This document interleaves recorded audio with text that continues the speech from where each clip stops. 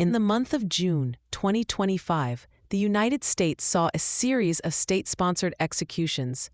This period marked a notable concentration of capital punishment cases reaching their final resolution. A total of 6 individuals faced execution during this timeframe. These executions were not confined to a single jurisdiction. They occurred across 5 different states, highlighting the varied application of capital punishment laws within the federal system. The sequence of these events unfolded over several weeks in June 2025.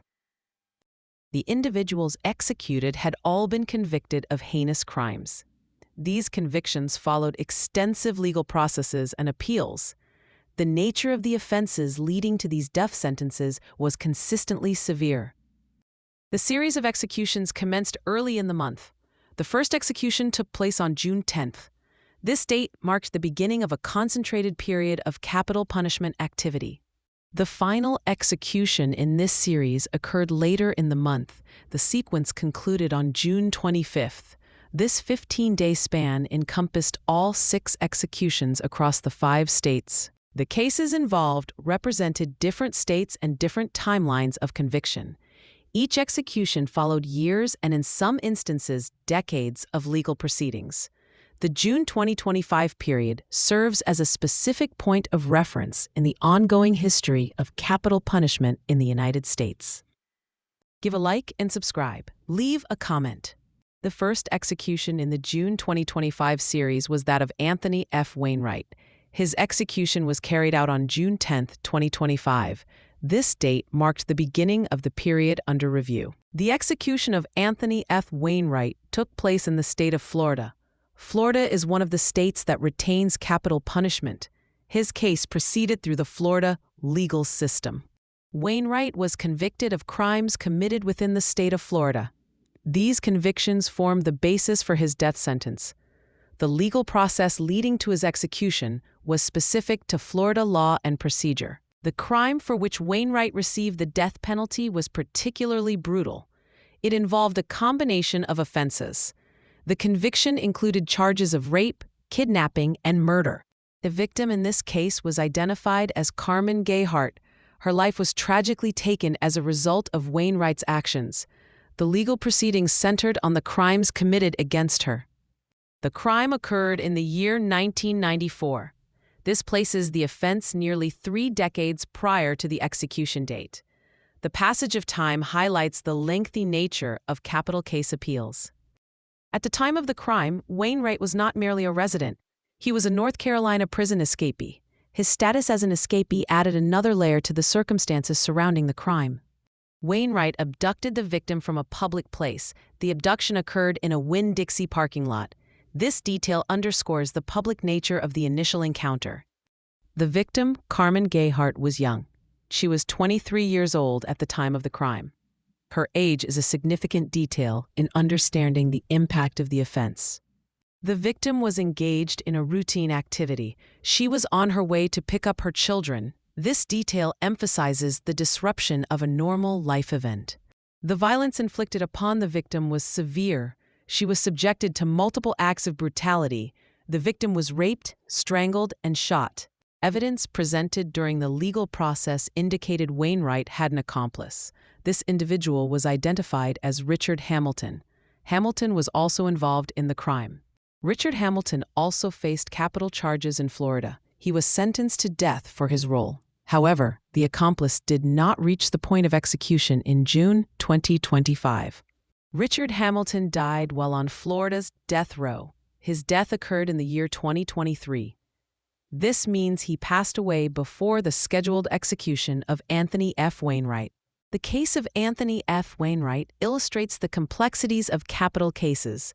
It involves multiple crimes, an accomplice, and a significant time span between offense and execution.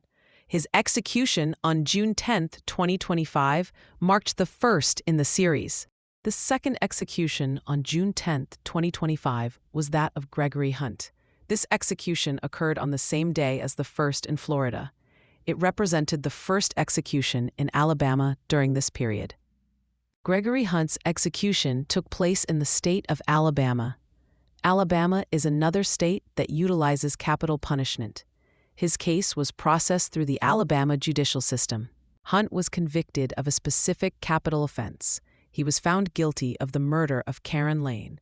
This conviction led to his sentence of death. The crime for which Gregory Hunt was convicted occurred in 1988. This places the offense even further in the past than the Florida case. The time elapsed between the crime and the execution was substantial. The murder of Karen Lane involved particularly disturbing elements. The crime included sexual abuse. This detail was a significant factor in the severity of the charges and sentence.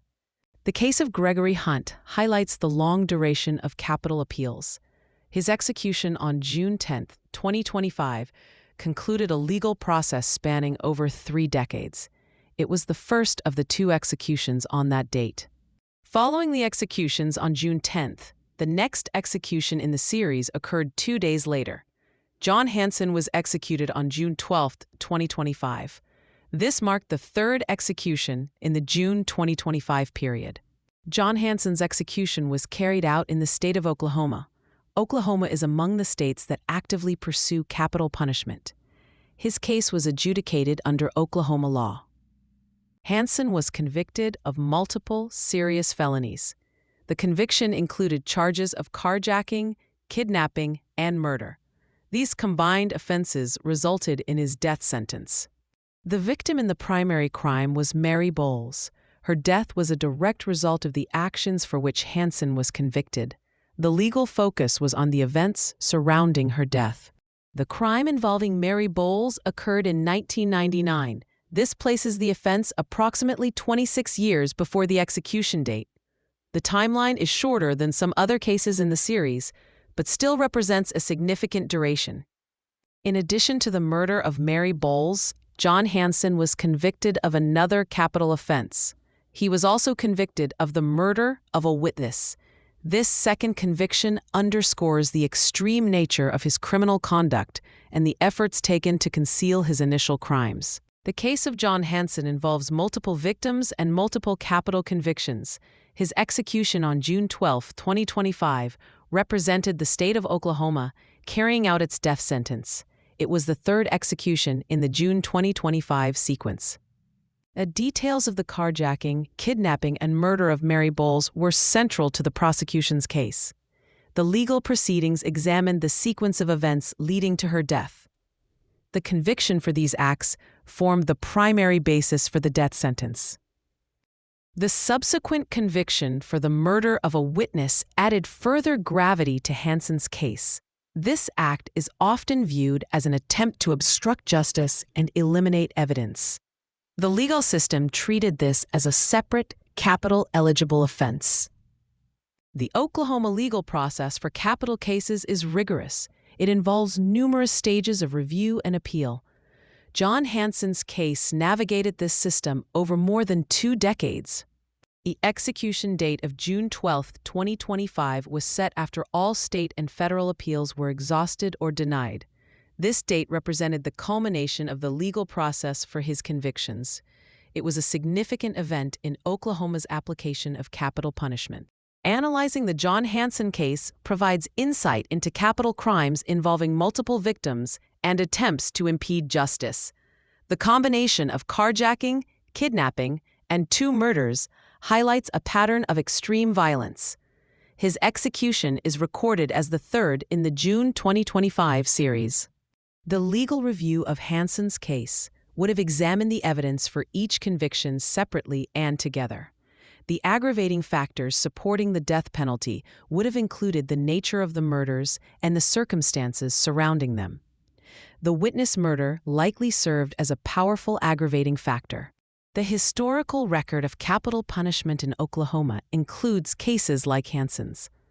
These cases involve complex, factual patterns and legal challenges. The execution on June 12, 2025, adds to this historical record. For legal scholars, the Hanson case presents points for analysis regarding the intersection of multiple capital offenses. The conviction for witness murder raises specific legal questions about intent and aggravating circumstances. The case contributes to the body of jurisprudence on capital punishment. Crime reporting on the Hansen case would have detailed the events of 1999 and the subsequent legal battles. The focus would be on the facts of the carjacking, kidnapping, and the two murders. Reporting would cover the trial, appeals, and the final execution. Victim awareness in the Hansen case centers on Mary Bowles and the unnamed witness. Understanding the impact of these crimes on their lives and families is crucial. The legal process acknowledges the victims through the charges and sentencing. The potential for a case like Hansen's to become viral in public discourse stems from the severity and complexity of the crimes. Multiple victims and the witness murder aspect are particularly compelling and disturbing details. Public interest in such cases is often high. The legal review process for John Hansen would have been exhaustive. It would have included direct appeals, state post-conviction relief, and federal habeas corpus petitions. Every aspect of the trial and sentencing would have been scrutinized. The execution on June 12, 2025, signifies the state's final action in the case. It represents the conclusion of the legal process for John Hansen. His case remains part of the historical data on capital punishment in Oklahoma and the United States. The details provided about John Hansen's case are specific and limited to the outline. He was executed in Oklahoma on June 12, 2025.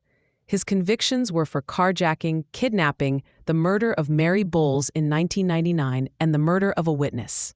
These facts form the complete basis for understanding his case within the context of the June 2025 executions. The legal and historical significance is derived directly from these points. His execution was the third in the sequence of 6. The analysis of John Hansen's case, based strictly on the provided outline, focuses on the facts of his convictions and execution. He was found guilty of extremely serious crimes. The state of Oklahoma carried out his death sentence on the specified date. The legal precision required in discussing such cases means adhering strictly to the established facts. John Hansen was convicted of carjacking, kidnapping, and murder in 1999. He was also convicted of murdering a witness. His execution occurred in Oklahoma on June 12, 2025. These are the definitive points regarding his case in this series. The case contributes to the broader understanding of capital punishment application. The historical record notes John Hansen as one of the individuals executed in June 2025. His case is documented by the state of Oklahoma and national capital punishment databases. The date and location of his execution are key historical facts. Victim awareness in this context means acknowledging Mary Bowles and the witness as victims of capital crimes. Their fates were central to the charges against Hansen. The legal process sought justice for them. Legal review of the Hansen case would examine the evidence presented at trial for each charge. It would also scrutinize the jury instructions and the sentencing phase. The appeals process would review potential errors in the lower court proceedings. The potential for viral interest in the Hansen case stems from the multiple murders, particularly the witness murder. This element often captures significant public attention. The details of the crimes are inherently compelling for true crime audiences. In summary, John Hansen was executed in Oklahoma on June 12, 2025. He was convicted of carjacking, kidnapping, and the 1999 murder of Mary Bowles. He also received a conviction for the murder of a witness. These facts define his case within the June 2025 executions.